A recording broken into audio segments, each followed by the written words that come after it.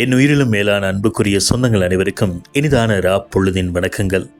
இன்றும் நேற்றைய காற்று, இது மலையகத்தின் காற்று உங்களை குரல் மேக்ஸினூடாக சந்திக்கிறது. இன்றைய நேற்றைய காற்று நிகழ்ச்சியில் நாம் பேசப்போகும் ஒரு தலைப்பு, மறக்க முடியாத நண்பர்கள். வாழ்க்கையில் பலரை நாம் சந்திக்கின்றோம். சிலர் வந்து செல்கிறார்கள், சிலர் நினைவாக மட்டுமே இருக்கிறார்கள். ஆனால் சில நண்பர்கள் மட்டும் நம் வாழ்க்கையில் ஒரு பகுதியாகவே மாறிவிடுகிறார்கள். காலம் கடந்தாலும் தூரம் பிரிந்தாலும் அவர்களின் நினைவுகள் நம்மை விட்டு அகலுவதில்லை. ஒரு குட்டி கதை சொல்கிறேன். இது ஒரு மலையகத்தில் இருக்கும் ஒரு தோட்டத்தில் இருக்கும் ஒரு 2 இளைஞர்களுடைய கதை. 2 நண்பர்கள் அவர்கள். இருவருமே அந்த தோட்டத்தில் வாழ்ந்து வர்றாங்க. ஒருவருடைய பெயர் அருண், மற்றொருவருடைய பெயர் சுரேஷ். இருவரும் சின்ன வயசிலிருந்தே ஒன்றாக பாடசாலைக்கு செல்வார்கள், ஒன்றாக விளையாடுவார்கள். ஒருவர் இல்லாமல் மற்றொருவர் இல்லை என்ற அளவுக்கு அப்படி ஒரு நட்பு. ஒரு நாள் பாடசாலையில் ஆசிரியர் கேட்கிறார், உங்கள் வாழ்க்கையில் மிக முக்கியமானவர் யார்? பலர் சொல்கிறாங்க தாய் அப்படிங்கிறாங்க, தந்தை அப்படின்னு சொல்கிறாங்க. ஆனால் அருண் சொல்கிறாரு, என் நண்பன் சுரேஷ் அப்படின்னு சொல்கிறாரு. இதை பார்த்துட்டு அனைவரும் சிரிக்கிறாங்க. ஆசிரியர் கேட்குறாரு, ஏன்?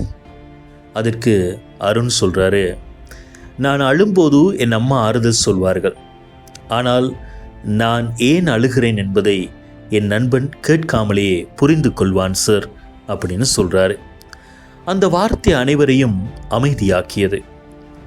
காலம் சென்றது, படிப்பு முடிந்தது, வாழ்க்கை இருவரையும் வெவ்வேறு பாதைகளில் அழைத்து சென்றது. ஒருவர் வெளிநாடு சென்றார், மற்றொருவர் தனது ஊரிலேயே அப்படியே வேலை செய்து கொண்டிருந்தார்.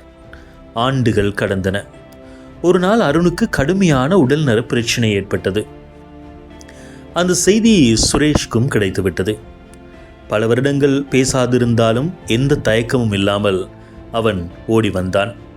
மருத்துவமனையில் படுத்திருந்த அருணின் கையை பிடித்து, டேய் நான் வந்துட்டேன்டா அப்படி சொல்கிறாரு. அந்த ஒரு வார்த்தை அருணின் கண்களில் கண்ணீரை வரவழைத்தது. அவர் சொல்றார், எல்லோருமே என்ன மறந்துடுவீங்க அப்படின்னு நினைச்சேன்.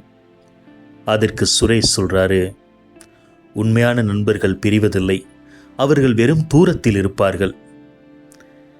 பார்த்தீங்களா, உண்மையான நண்பர்கள் பிரிவதில்லை, அவர்கள் வெறும் தூரத்தில் இருப்பார்கள் அப்படிங்கிற ஒரு விஷயத்த சொல்கிறாரு சுரேஷ். அன்புக்குரிய நேயர்களே, இன்று நமக்குள் எத்தனை நண்பர்கள் இருக்கிறார்கள்? நம்முடன் தினமும் பேசுபவர்கள் நண்பர்களா? அப்படி எத்தனை பேர் இருக்கிறாங்க? இல்லைனா நம்முடைய கஷ்டத்தில் நின்று துணை நிற்பவர்கள் நண்பர்களா? அப்படி எத்தனை நண்பர்கள் இருக்காங்க? கொஞ்சம் யோசிச்சு பாருங்க. ஒரு பழமொழி சொல்கிறது, செல்வம் இல்லாதவனும் வாழலாம், ஆனால் நண்பர்கள் இல்லாதவன் முழுமையாக வாழ முடியாது அப்படின்னு சொல்லிட்டு. சின்ன வயது நண்பர்களை நினைத்து பாருங்க. மழையில் நனைந்த நாட்கள், பாடசாலை முடித்து ஒன்றாக நடந்த பாதைகள், அந்த விளையாடிய மைதானங்கள், தேயிலை தோட்டங்களில் அப்படியே புகுந்து விளையாடிய அந்த நினைவுகள், ஒரு தேநீரை இருவரும் பகிர்ந்து குடித்த தருணங்கள், பக்கத்து வீட்டில் ரொட்டி சுடுற நேரம் ஓடி போயிட்டு அங்கே ரொட்டி சாப்பிட்ட நினைவுகள், அந்த லயத்திலிருந்து இந்த லயத்துக்கு ஓடி ஓடி போயிட்டு வர்ற அந்த நினைவுகள், இன்று அவையெல்லாம் நினைவுகளாக நமக்குள் இருக்கலாம். ஆனால் அந்த நினைவுகள் இன்னும் நம் மனதில் உயிரோடு இருக்கின்றன. ஒரு சிந்தனை சொல்லட்ட நண்பர்களே, நண்பன் என்பவன் நம்மை பாராட்டுபவன் அல்ல. நாம் தவறு செய்தால் அதை சுட்டி காட்டுபவன். நாம் விழும்போது சிரிப்பவன் அல்ல, நம்மை தூக்கி நிறுத்துபவன். நம் தனிமையில் இருக்கும்போது நம்முடன் நிற்பவன். என்ன உண்மைதானே?